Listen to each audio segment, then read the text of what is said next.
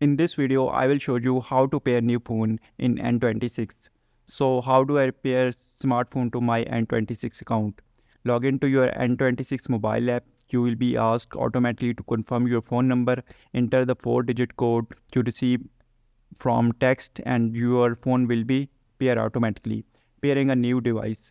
So if you want to pair a new device to your N26 account, you will have to unpair your old smartphone. So log into your N26 app, tab on initials at the top right hand corner, then go to security, tab unpair phone.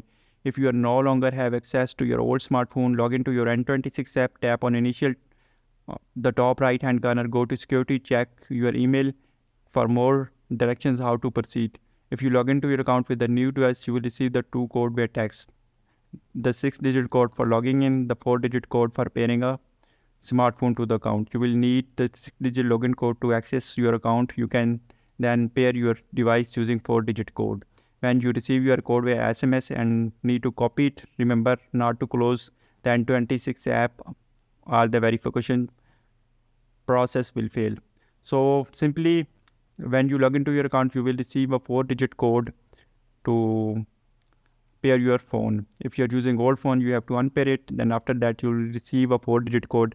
And in this way, you can pair a new phone in N26.